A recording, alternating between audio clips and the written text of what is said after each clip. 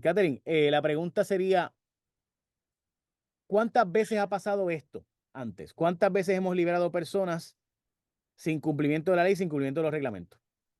Bueno, de que yo conozca con propio y personal conocimiento de por lo menos 1995, más o menos para esa época, que se escarcelaron 2 de los 3 violadores del cual yo fui secuestrada y violada, sin haberse cumplido con la ley de haberme notificado para yo poder haber emitido una opinión informada, para entonces que me tuvieran que dar la totalidad de los expedientes que tienen de ese preso en todas las entidades y los componentes de corrección, que son distintas entidades que mantienen cartapacios separados, para entonces yo poder revisar con detenimiento todos esos cartapacios y yo entonces poder emitir una opinión informada. Así que esta travesía yo propiamente lo empecé a mediados de los 90 cuando me entero de esto y ya estaba en vigor una ley, la ley 90 de autoría en ese momento de Charlie Rodríguez, que había dispuesto que las víctimas teníamos derecho a emitir una opinión ante la Junta de Libertad de Palabra. Y esa opinión, Jay, la radioaudiencia que te sigue,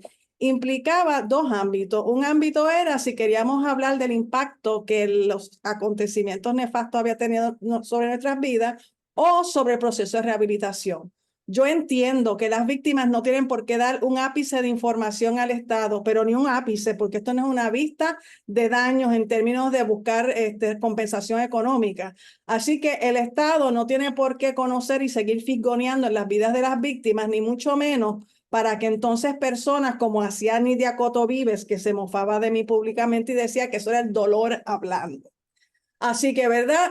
Lejos de entonces tratar de minimizar la información que pueda proveer una víctima, yo decidí mirar la tortilla al revés. Y la tortilla al revés quiere decir que a mí lo que me interesa era opinar sobre si estos individuos estaban o no rehabilitados, entre comillas, y me tenían que proveer la documentación para hacer constar cómo esta persona había atravesado los llamados programas de rehabilitación, entre comillas, que realmente no existe rehabilitación en las cárceles. Así que con eso en mano es que yo empiezo mi litigio y ahí es que se establece, para darle fast forward a esta película que duró casi 8 años, de que el Tribunal Supremo de Puerto Rico bajó 2 opiniones en el año 2000. De hecho, mi opinión fue la primera en el siglo completo. Eso siempre me lo decía el abogado que me leía los escritos que yo hacía, me los revisaba, que yo era la primera opinión del siglo XXI. Para darnos acceso a la totalidad de los expedientes. O sea que los abogados le hacen caso a ese tipo de simbolismo, ¿verdad? Y posteriormente, cuando la Junta Bueno, pero insistió, está fuerte que el caso que hizo, el primer caso del siglo, haya sido uno de alguien que no es abogada, by the way, porque tú estuviste exacto, litigando esto por derecho propio en por derecho esencia. propio. O sea, Catherine Anguera, para los que no saben, logró algo que los abogados siempre sueñan con hacer y casi ninguno logra, y es sentar jurisprudencia de derechos, o sea, ampliar la base de los derechos de los ciudadanos. Y ella sin abogado lo hizo en el año 2000 en varias ocasiones, pues son 2 casos de casuística que llegó al Tribunal Supremo. Siempre conté, y esto quiero siempre clarificar el récord, el licenciado José Pepe Colón Rodríguez, siempre me ayudaba revisando mis escritos. Yo era la que me amanecía hasta las 3 y 4 de la mañana contestándole a 9 bufetes de abogados. Yo sola litigué contra 9 bufetes de abogados. Eso quiere decir que cada vez que yo escribía una moción, recibía de regreso, ¿verdad? Una paca de papeles que yo tenía que establecer una tabla de argumentos para contestarle la totalidad de todos esos argumentos. Así que fue una travesía bien onerosa que la gente que no conoce de lo que implica litigar están ajenos y mucho menos litigar contra 9 bufetes de abogados. Eso no es cascar el coco. Así que dicho eso, cuando establezco la primera parte de la opinión, en efecto, dándome acceso a esa información que se me tenía que proveer, entonces se negaban a darme acceso a los expedientes médicos, psicológicos y psiquiátricos. Y entonces levantaban toda suerte que si eso es la ley IPA, que si eso es confidencial, que si los psicólogos me escribían que eso no podía hacer, todo eso, ¿verdad? Lo que pasa es que entonces yo regreso al Tribunal Supremo y le digo, yo me tienen que dar acceso a esto porque sin esto yo no puedo ver ese proceso psicológico, psiquiátrico y de haber indicadores médicos, ¿verdad? Sí, o sea, tú no Particular. puedes certificar que alguien está rehabilitado para darle la libertad si las víctimas no pueden opinar porque no están informadas debido a que no tienen acceso a los expedientes donde constan los supuestos procesos de rehabilitación. Exacto, y dentro de eso había un dato particularmente que para mí era más importante que todo lo demás, eran los laboratorios de las pruebas de SIDA. En ese momento, y pruebas de enfermedad de transmisión sexual, en ese momento histórico, la pandemia que había arropado el globo era el SIDA, ¿verdad? Y en ese momento soy yo la que la levantó la bandera. Puerto Rico fuimos pioneros, antes que los otros 50 estados, déjame explicarle. Yo propicié una legislación donde se tenían que hacer pruebas mandatorias a los convictos de violación, a los convictos, no a los acusados, a los convictos, para que entonces discernir si eran HIV positivo o no. Y había otra ley que obligaba al Estado a entregarle esos resultados a las víctimas de violación. Así que eso posteriormente, a nivel de todos los Estados Unidos, se empezó a exigir a nivel federal, así que fuimos pioneros incluso a nivel de todos los Estados Unidos con respecto a eso. Yo iba buscando esa información que en ese momento todavía no se me había provisto. Así que dicho eso, esta información que sale ahora, Jay, de que de repente se descubre el Mediterráneo, el Río Grande de Loíza y cualquier charco por ahí, el charco azul de, ¿verdad? De repente todo el mundo actúa como si esto fuera novedoso. Nosotras descubrimos que aquí se estaban tomando decisiones de excarcelación sin que las personas llamadas a mirar esos expedientes estuvieran revisando esa información. ¿Y por qué digo esto? Porque una vez el Supremo baja con la segunda opinión en junio del año 2000, dándome y clarificando que por supuesto implicaba que darme acceso a documentos implicaba los psicológicos, psiquiátricos y médicos, y ellos lo estaban ordenando. Aún así, la Junta de Libertad se negaba a darme acceso a eso. Posteriormente, el Supremo ordena que el juez administrador de San Juan, Carlos Rivera Martínez, celebrara una vista para pasar la evidencia, ¿verdad? Para mostrar causa que en efecto estaban incumpliendo con las órdenes del Tribunal Supremo. Y ahí es que un 8 de marzo del año 2001 se establece y yo desfilé la evidencia y yo me dirigí al tribunal y yo lo argumenté ante el tribunal de por qué a mí me tenían que dar todo lo que me tenían que dar, incluso las notas de los médicos, psicólogos y psiquiatras. No es nada más los informes, las notas de todo. Y ahí es que surge la información que el presidente de la Junta de Libertad Condicional, que es como se llamaba en ese momento había 9 integrantes porque se había ampliado la ley de la Junta para incorporar todos los programas de desvío. Eso es otra cosa que habría que explicar, pero de todas maneras, en ese momento había 9 de ellos y ellas. Y en ese momento el presidente de la Junta admitió bajo juramento al tribunal que ellos tampoco pedían esos expedientes. Así que, ¿cuál es la novedad? Que Puerto Rico ahora está así boquiabierto, que han descubierto que Physicians Correction, o que son los médicos, ni ellos le piden al Fondo del Seguro del Estado los expedientes, según ha salido información por programas de televisión, para ellos revisar, ni tan siquiera se les ocurrió evaluar y examinar presencialmente al individuo, ¿verdad? Así que a mí no me toma nada de esto por sorpresa. ¿Qué sucedió? En esa vista, Jay, se sancionaron mediante desacato por haber incumplido con las órdenes del Tribunal Supremo de Puerto Rico, y es una cosa, eso es de grandes ligas, eso no es una picata a la minuta, ¿verdad?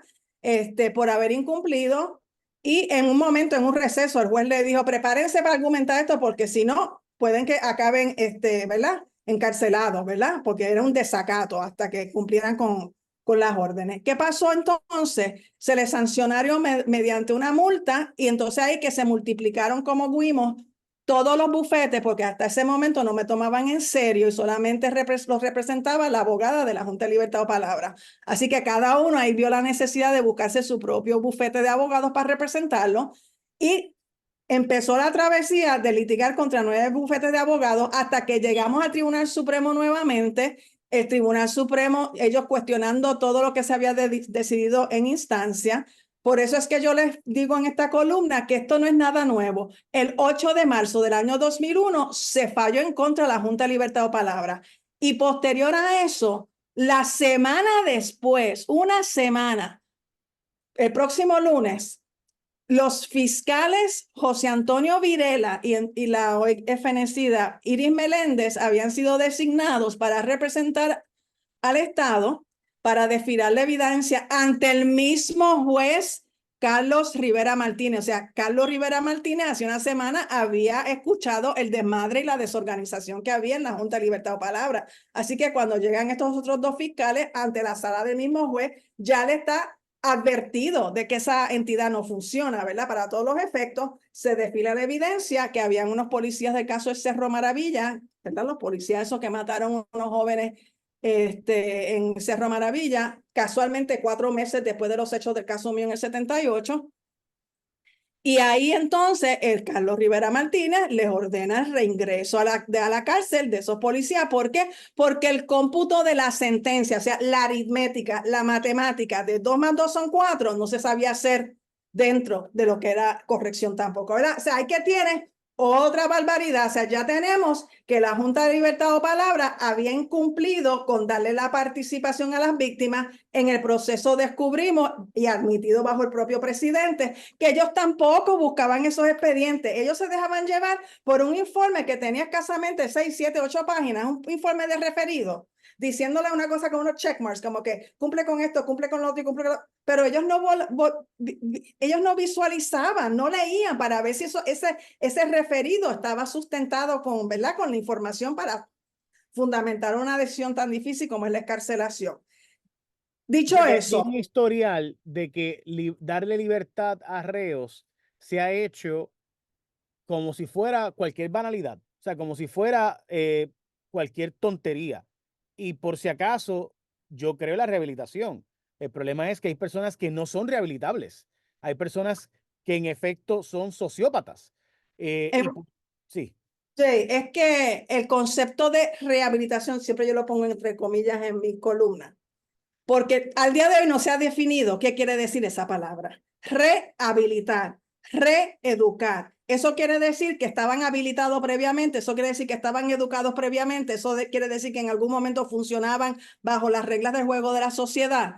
No, eso tiene que definirse. Tanto es así que en la discusión del Código Penal 2004, yo le ofrecí a una senadora la definición que tenía que ser el cambio de la conducta por la cual la persona es convicto. Y el cambio de la conducta no se mide con que si un preso asesino cogió unos cursos de arte con Martorell. Con todo el aprecio que yo le tengo a Toño Martorell, hay un asesino que fue excarcelado basándose que había cogido un taller de arte con Toño Martorell, ni coger un curso de teatro con Elianit Cadilla, ni coger clases de baile, que ahora hay una mujer joven que está dando clases de baile. Eso no tiene que ver con ir al tuétano de la situación de un asesino, de un violador, de un secuestrador. Así que eso no es lo que se puede llamar rehabilitación. Esos son talleres de recreación. Recrear quiere decir crearse nuevamente, pero no quiere decir que van a cambiar la conducta de violencia. sí, no, pero el punto es que un ser humano en muchas ocasiones sí amerita una segunda oportunidad conforme a la pena o el asunto que haya cometido. El problema es, de nuevo, esa persona en todos los casos merece una segunda oportunidad. En todos los casos esas personas deberían tener un espacio para salir bajo palabras de verdad. Y la respuesta de lo que es contundentemente que no, porque hemos visto ya como montones de los que recientemente, todos los casos más notorios que han salido recientemente son gente que cogió un programa de desvío o que cogió un programa de supuesta rehabilitación y que salieron con pases extendidos y han vuelto a delinquir. Todos los arrestos más recientes de los pasados 2 meses, si tú los buscas, son personas con antecedentes penales. Jay, vamos a aclarar otro concepto. Cada vez, en todos estos años que yo vengo hablando, cuestionando la rehabilitación, yo estoy hablando de un grupo de presos en particular. Son los presos que cometen delitos de violencia contra el ser humano. Yo no estoy hablando del búho que se robó $600 del erario público, que eran $600 para pagar un aire acondicionado, y a él le costó 12 años de cárcel, ¿verdad? Yo no estoy hablando de que se robó la gallina o la libra de pan para poder subsistir. Yo no estoy hablando de esa gente. Así que aquí tenemos que aprender a distinguir. Yo siempre me he dirigido sobre este tema para hablar sobre los asesinos, los secuestradores, los violadores, los padres incestuosos, los tíos incestuosos, los maltratantes. O sea, estamos hablando de ese nivel de violencia. Y entonces, además de tu caso, hemos hablado anteriormente y tú has hablado y me gustaría que le explicaras al país qué fue lo que pasó en 1994 cuando se liberaron un montón de asesinos también de casos de personas vinculadas o acusadas de asesinato y asesinos que fueron liberados con grillete que no le aplicaba. En el 1995, si no más recuerdo, bajo Pedro Rosselló González, se aprobó una ley número 49 que prohibía la excarcelación mediante ningún programa de tratamiento o llamado a rehabilitación de corrección a convictos de asesinato, de violación, de incesto, de actos impúdicos y lascivos y otra serie de cosas, ¿verdad? Pero eso eran los renglones, volvemos a lo que le estaba explicando ahorita a la radioaudiencia, de que aquí hay un grupo de delitos contra la persona, que incluso a nivel federal, Jay, hay una ley que se llama Truth in Sentencing Act. El Truth in Sentencing Act fue aprobado a mediados de los 90 también y establecía que si cada estado legislaba para que estos presos convictos de estos tipos de delitos de violencia contra el ser humano cumplían el 85% de su sentencia dentro de la cárcel, iban a haber fondos federales para la construcción y ampliación de cárceles, para que no usaran el hacinamiento carcelario como una excusa, porque siempre se entendía que este tipo de preso es un renglón aparte de todos los demás, ¿verdad? Así que dicho eso, esa ley aprobada en Puerto Rico, que es similar, ¿verdad? En el 95, pues no le prestaron caso. Y bajo la incumbencia, no sé si fue bajo Miguel Pereira propiamente, yo sé que bajo Miguel Pereira fue que se mandaron a reingresar. Se escarcelaron 114 asesinos. No estamos hablando de un asesino como fue el caso de Hermes Ávila Vázquez. Estamos hablando de 114 personajes similares en sus actuaciones de despreciar la vida humana que mataron a más personas, ¿verdad? Y entonces, como comerse así, porque estamos hablando de la época de la nueva tecnología de los grilletes, ¿verdad? Pues todo el mundo pensaba que eso era una forma de tener estas personas presas en la libre comunidad para estar en la vanguardia de la vanguardia. Lo que pasa es que era ilegal. Así que cuando nos empezamos a percatar de eso, y yo lo reclamaba continuamente, yo tenía programa de radio en ese momento, y a la menor provocación yo hablaba de esto, y varias veces enfrenté a entonces Roberto Sánchez Ramos, que era el secretario de Justicia, sobre esto, y Roberto Sánchez Ramos, como secretario, ordenó que se litigara esto. Así que ahí es que se radica un pleito a nivel federal que lo representó el licenciado Carlitos del Valle, que en paz descanse, falleció hace par de años, y se logró llevar hasta Boston. Y en Boston bajó el mandato, se acabó el mambo con esto. Cuando baja un mandato es que esto se acabó. La orden es esto, hay que reingresarlo. Y esa orden bajó en el 2010, yo tengo copia de la orden, ¿verdad? Yo estoy hablando de forma documentada, yo no tiendo a inventar, así que de forma documentada, ese litigio se llevó. Ya en Puerto Rico se había llevado un ala del litigio al Tribunal Supremo de Puerto Rico, creo que eran como 11 o 14 de esos asesinos que habían elevado su reclamo allá, pero cuando el federal entra, se asume todo y se mandan al reingreso de esos 114 asesinos. Pero entonces, ¿qué sucede? Hay un cambio de mando. Llega Fortuño a la gobernación. Está Carlos Molinas como secretario de corrección. Y les digo esto porque yo fui la que protagonicé esta escena que yo viví.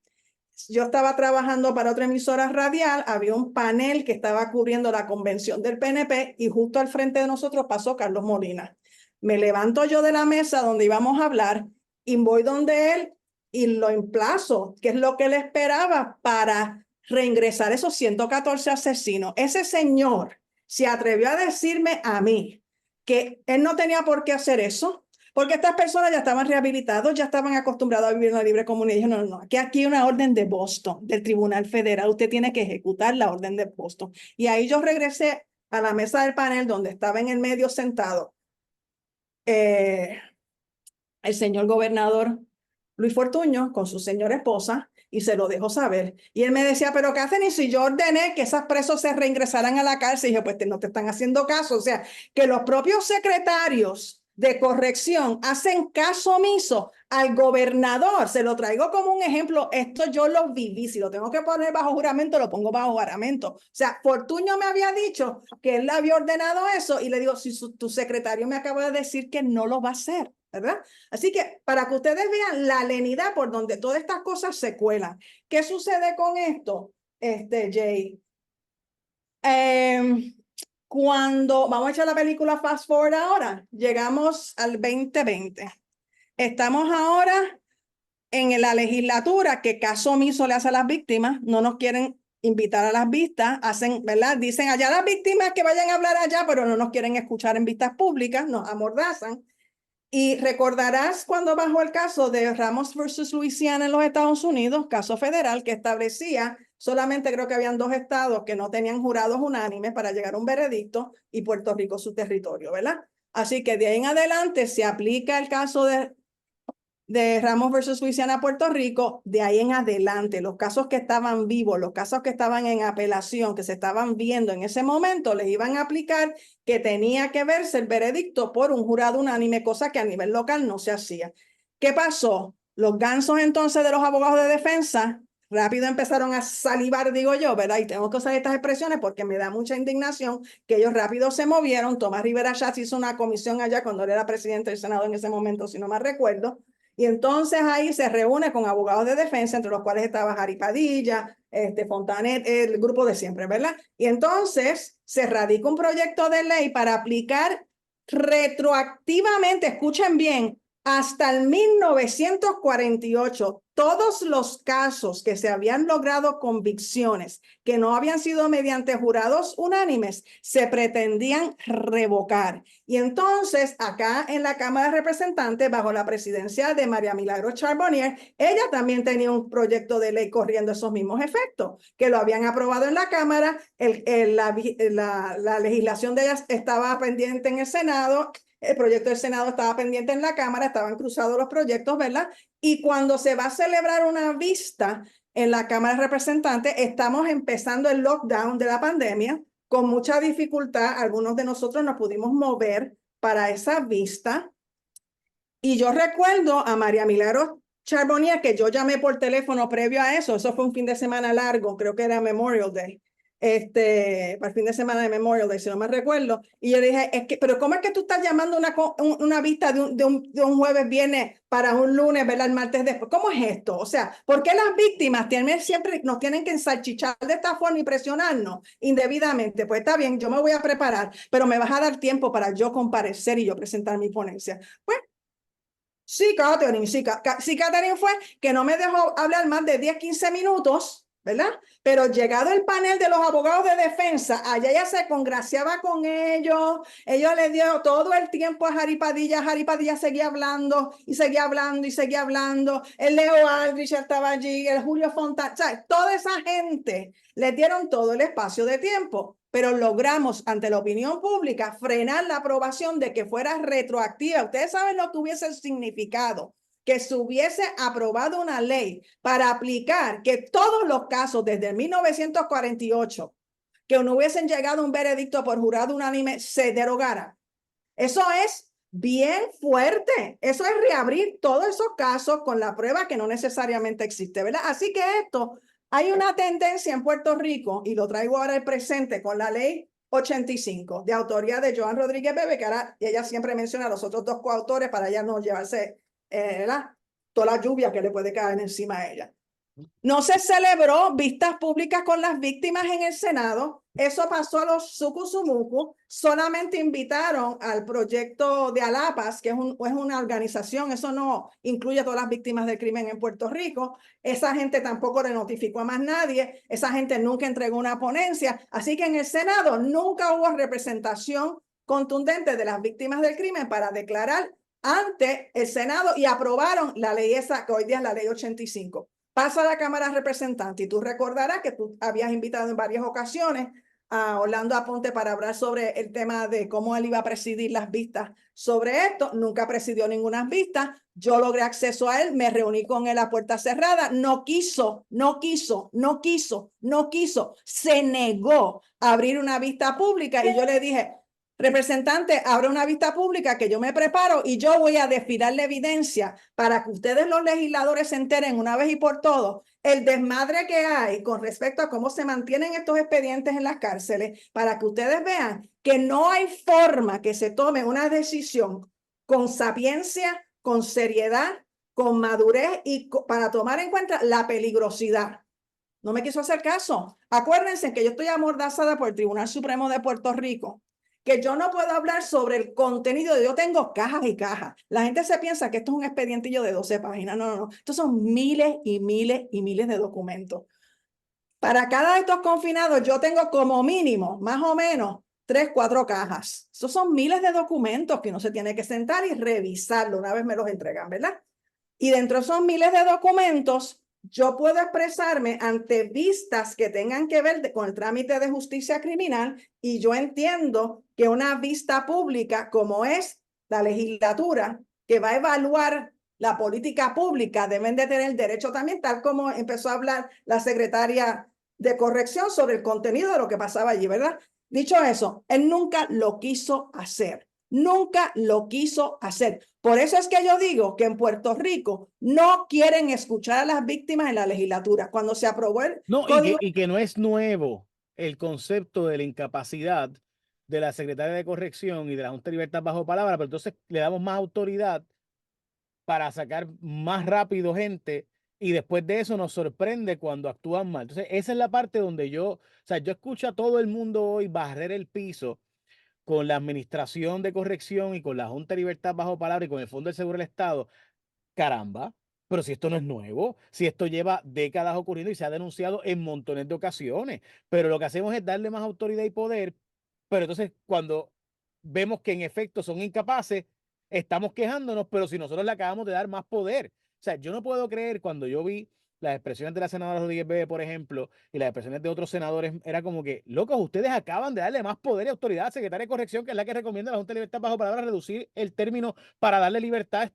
Así que ustedes que están ahora barriendo el piso con la incapacidad de esa secretaria y con la incapacidad de la Junta de Control Fiscal, lo debo decir, con la incapacidad de la Junta de Libertad bajo palabra y con el Fondo de Seguro del Estado, son los mismos que le dan autoridad, poder y contratación a todas esas agencias y le aprueban el presupuesto y le aprueban mayores autoridades. O sea, o sea, son los mismos que aprueban las leyes, que después no leen los reglamentos, que cogen la ley y la cambian y no importa. Entonces, pues yo no entiendo cómo es que o sea, cómo es, y yo sí entiendo, es la forma más politiquera de sacar un culo no pillaren. No, esto no es responsabilidad mía, eso es de otro, pero si tú le das autoridad y poder a alguien incapaz, tú eres responsable de lo que ese incapaz cometa. Y es como yo digo en mi columna de hoy, que titulo, ¿verdad? Escarcelaciones ilegales, la historia se repite. No se puede legislar la carreta ante los bueyes. Si usted va a pretender impulsar una política pública de ser leniente, entre comillas, de ser afable y creer la llamada rehabilitación, usted primero tiene que hacer una investigación de aquellos delincuentes que son asesinos, violadores, secuestradores, padres incestuosos, etcétera, ¿verdad? Para ver qué está pasando con esos presos y cómo se están supervisando o no dentro de las cárceles. Yo sí puedo hablarles de lo que yo no vi en los expedientes. Yo encontré, escuchen bien, que uno de mis violadores había intentado matar a su colega de celda con una fisga. ¿Cómo yo me entero de eso? Es información pública porque fue publicado en el periódico El Mundo y otro periódico de circulación en ese momento. Mis padres recortan ¿verdad? ese recorte. Yo tuve que ir a la fortaleza de Puerto Rico bajo Pedro Rosselló González para solicitarle que ordenara a la policía de Puerto Rico que me buscara el informe policíaco de ese evento. Y ustedes saben que la que le entregó a la Junta de Libertad bajo palabra el informe policíaco original donde hay constancia de que este personaje fisgó y por poquito mata a otro preso. Y ese otro preso tuvo que ser trasladado a la sala de cirugía de emergencia en el centro médico, que al día de hoy yo no sé qué es lo que pasó con el otro preso, si se salvó o no, ¿verdad? Pues pregúntenle a la autoridad correspondiente, ¿qué pasó con ese caso? Nada, nada. Así que teniendo evidencia que los hechos ocurren bajo sus narices, en la propia Departamento de Corrección, una tentativa de asesinato que no sé si acabó en asesinato finalmente, no se procesó, no pasó nada, no aparece ni en el expediente penal del preso, no aparece en el expediente penal. Y la Junta de Libertad bajo palabra se entera porque la víctima le lleva a la Junta el documento de la nueva, de nuevo acto de delincuencia. Catherine, me tengo que ir, como siempre, gracias. Pero la historia de Puerto Rico en cuanto a libertad indebida, incumpliendo con la ley, es larga. Así que no nos podemos sorprender de los Hermes Ávila de la vida, de gente que se da cuenta de que si tú presionas al sistema, juegas al sistema, burlas al sistema. Gracias, Catherine. Gracias. Y a los legisladores son responsables.